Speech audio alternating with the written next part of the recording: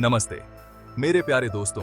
आज हम लोग बात करेंगे कास्ट आयरन के बारे में। ये ऐसी चीज है जो हम रोज इस्तेमाल करते हैं, लेकिन उसके बारे में ज्यादा सोचते नहीं हैं। कास्ट आयरन ज्यादातर तो आयरन ही होता है, लेकिन इसमें एक खास बात है। इसका एक सीक्रेट कंटेंट है, कार्बन। देखिए, सिंपल आयरन तो काफी उपयोगी होता है, लेकिन उसमें थोड़ा सा कार्बन मिला दो और कमाल हो जाता है। हम बात कर रहे हैं 2% से 4% तक कार्बन की मात्रा की। ये सुनने में भले ही कम लगे, लेकिन ये लोहे की प्रॉपर्टीज को पूरी तरह से बदलने के लिए काफी है। इसे ऐसे समझो, याद है आपको आज सुबह नाश्ते में दलिया मिला था। ज्यादा पानी डाल दो तो वो पतला और कमजोर हो जाता है, पानी कम हुआ तो वो गाढ़ा और चिपचिपा। हमारे इस आयरन वाले दलिये में कार्बन पानी की तरह है। बापू वासे मिट्टी की है और मारा ऐसा सही मात्रा में डाला तो हमें कुछ लाजवाब मिलता है।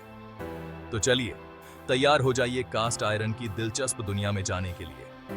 हम अलग अलग प्रकार के कास्ट आयरन, उनके गुणों और हमारी दुनिया में उनके महत्व के बारे में जानेंगे। उत्सुक रहिए।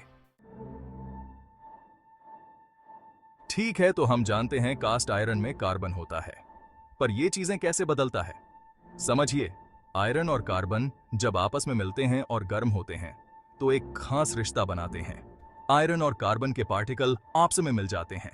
अब आगे जैसे ही पिघली हुई अवस्था से ठंडे होते हैं, वैसे ही लोहे के परमाणुओं के क्रम को बदल देते हैं।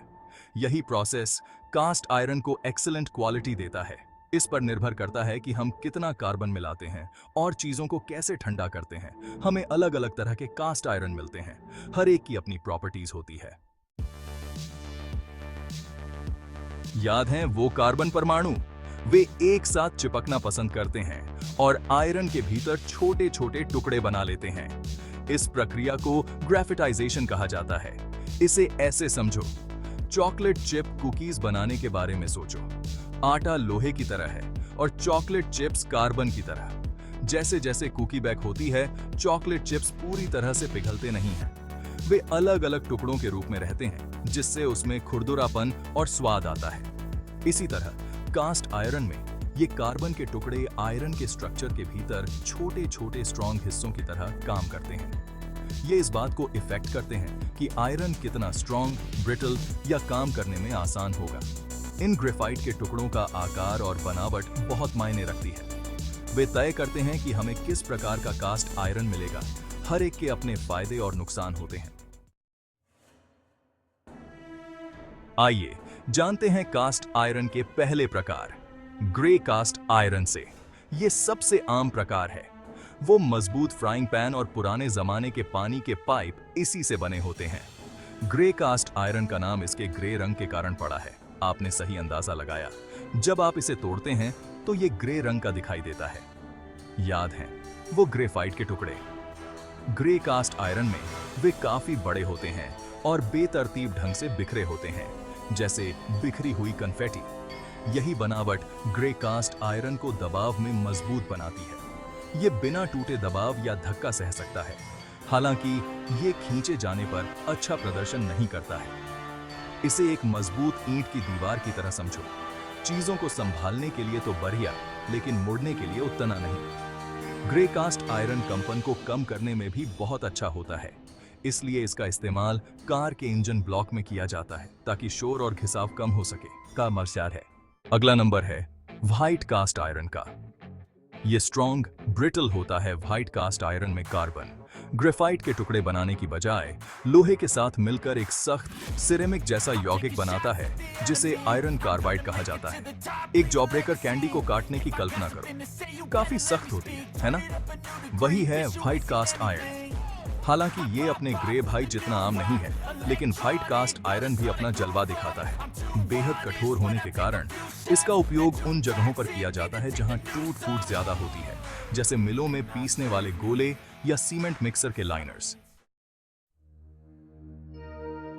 मैलिएबल आयरन, यह ज्यादा डक्टाइल है ग्रे कास्ट आयरन से। कभी कभी हमें कास्ट आयरन को थोड़ा और नरम चाहिए होता है। यहीं से मैलिएबल आयरन की एंट्री होती है। यह व्हाइट कास्ट आयरन के रूप में शुरू होता है, लेकिन फिर एक स्पेशल हीट ट्रीटमेंट प्रोसेस से गुजरता है। इसे ऐसे समझो, कच्चे सख्त स्पेगेटी के एक टुकड़े को लेकर पानी में उबालने की कल्पना करो। गर्मी और पानी स्पेगेटी को नरम कर देते हैं, जिससे वो लचीला और मोड़ने लायक बन जाता है। इसी तरह मैलिएबल आयरन के लिए heat treatment process iron carbide की बनावट को बदल देती है, जिससे वो कम ब्रिटल और ज्यादा नमनीय हो जाता है। इसका मतलब है कि अब हम इसे बिना तोड़े मोड़ और आकार दे सकते हैं। मैलिएबल आयरन का उपयोग उन जगहों पर किया जाता है जहां मजबूती और थोड़ी लचीलापन की आवश्यकता होती है, जैसे पाइप फिटिंग, हैंड टूल और ऑटोमोटिव पार्ट्स। डक्टाइल आयरन, दोनों तरह की खूबियां। अंत में हम कास्ट आयरन के सबसे खास सदस्य डक्टाइल आयरन तक पहुंचते हैं। ये सामग्री ग्रे और मैलिएबल आयरन दोनों के सबसे अच्छे गुणों को लेकर उन्हें एक शानदार पैकेज में बदल देता है। डक्टाइल आयरन की सफलता का राज क्या है? ये सब उन ग्रेफाइट के टुकड़ों को नियंत्रित करने के बारे में है। उत्पादन प्रक्रिया के दौरान पिघले हुए लोहे में थोड़ी मात्रा में मैग्नीशियम या सीरियम मिलाया जाता है। ये जोड़े गए तत्व छोटे छोटे चुंबकों की तरह काम करते हैं, जो कार्बन परमाणुओं को आकर्षित करते हैं और उन्हें सामान्य टुकड़ों की बजाय गोलाकार गांठें बनाने के लिए मजबूर करते हैं।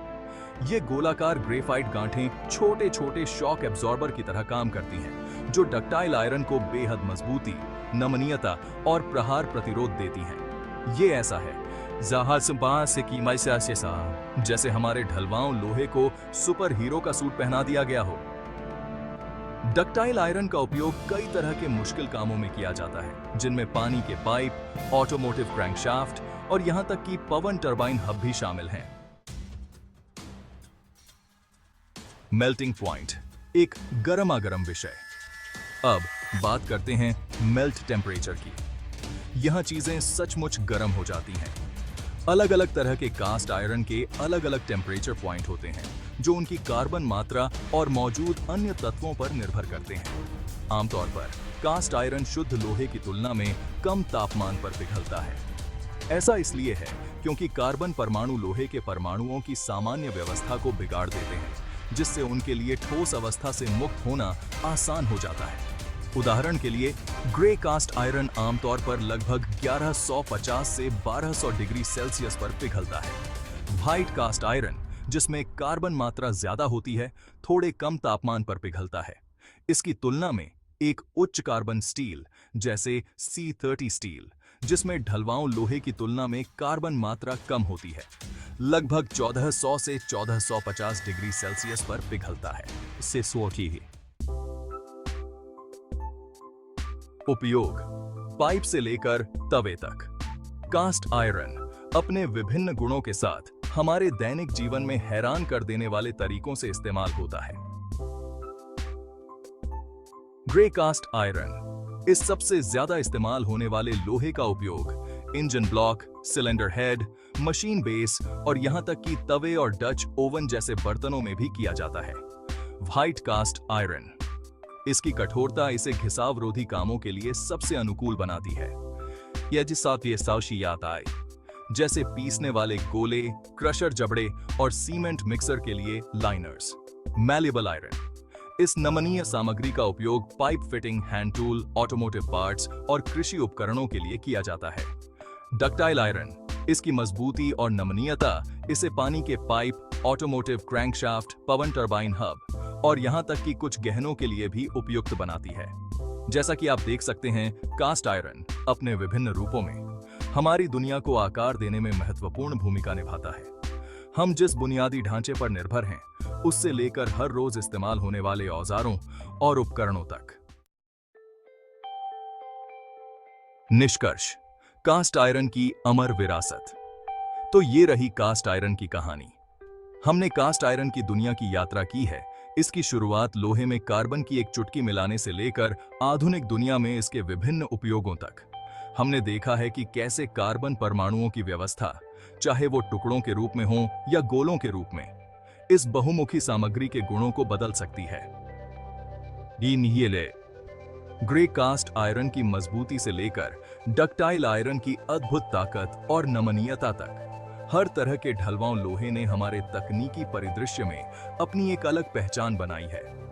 तो अगली बार जब आप किसी कास्ट आयरन की वस्तु को देखें, तो इस सामान्य सी दिखने वाली सामग्री के पीछे छिपे विज्ञान की सराहना करने के लिए एक क्षण जरूर निकालें। ये मानव बुद्धि और हमारे आसपास की दुनिया में हेरफेर करने की हमारी क्षमता का प्रमाण है। एक समय में एक परमाणु। उत्सुक रहिए और वीडियो के लिए कमेंट में टॉपिक लिखें। चैनल को सब्सक्राइब और वीडियो अच्छी लगी तो लाइक करें। हम बेहतर प्रयास करेंगे और अच्छे कंटेंट के लिए। नमस्ते। सच्चा।